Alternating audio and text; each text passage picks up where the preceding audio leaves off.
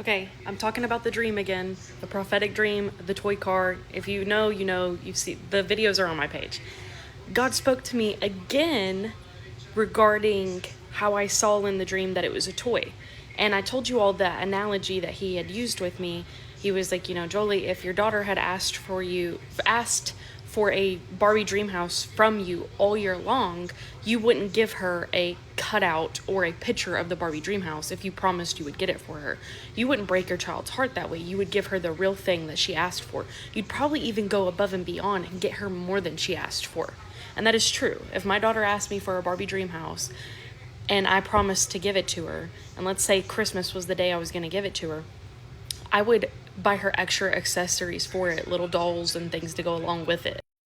God spoke to me more using that same analogy because you know how I told you all the jumper cables was kind of signal for like he was reviving my hope and my remembrance of this promise, because he pointed something out to me. He said, Jolie, if your daughter at the beginning of the year was constantly asking for that Barbie dream house, and then all of the sudden, halfway through the year, she just never mentioned it again.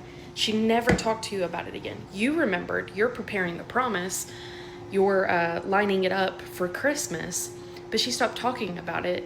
What would you do?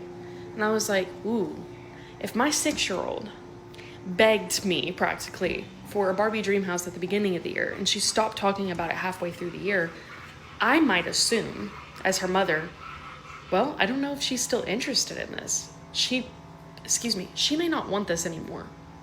And I would check in with her and ask her, do you still want that? You haven't talked about it in a while. It doesn't seem like you're as excited about it anymore. I'd want to make sure.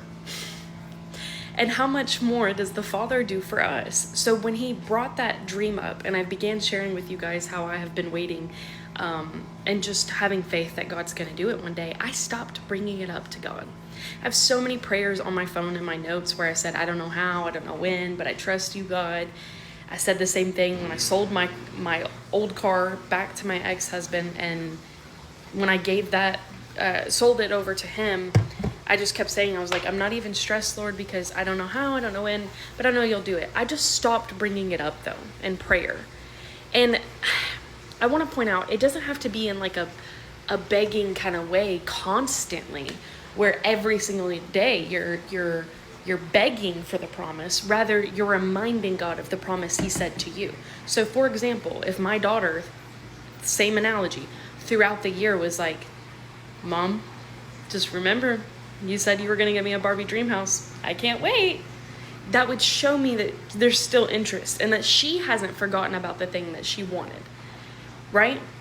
Also, I saw in a vision, the same analogy, my daughter, it was as if I promised her on Christmas Day I would do it, right? And in the dream, the vision I was seeing, my daughter, the night before, laid her Barbies out and like her Barbie toys, and she moved a spot in her room to prepare for the Barbie dream house to be put there. And how prophetic is that?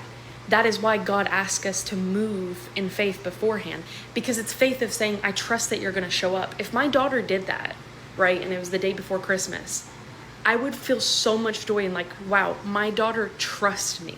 She trusts that what I said I will make so, and she's even preparing a place for it. And then the next day, when I have this big Barbie dream house for her, she doesn't have to move stuff around or stress about, well, where's it going to fit, or oh, now I got to dig out all my Barbies. She would have everything ready for that to be placed in her life. So that is the case for me with this car, but this is the case for you and whatever you're waiting for. Do prophetic movement, faith movement beforehand in preparation, because it's an act of faith, it's an act of trust, and it just blesses you to not be stressed when he gives it to you. And I want to use moving as an example. Y'all that have been following along with me, you know that I started packing boxes before I knew where we were going to go. And I was packing when God told me to, but I didn't pack as soon as he told me to. And I didn't pack like with as much urgency as he kind of had put over me. I was a little kind of lax about it. Like I was moving in faith, but I was just like, I didn't like really fathom how quickly things were going to move. And he even told me in advance, he said, I'm asking you to pack now So that way, when the opportunity arises, because it's going to be quickly, it's going to be like that, you're not stressing and having to just do everything last minute.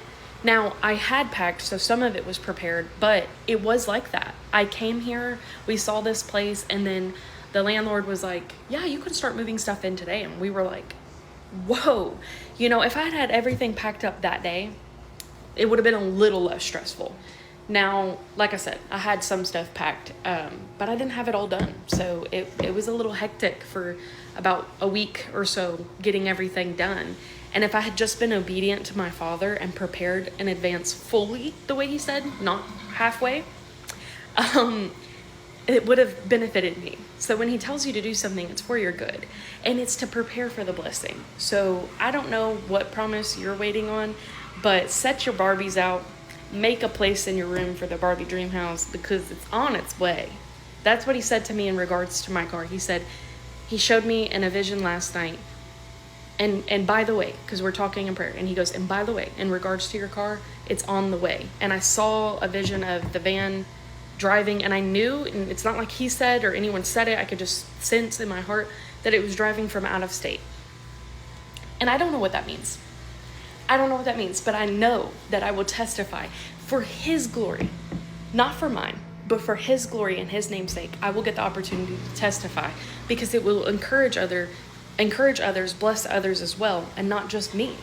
You know, it's never just about you.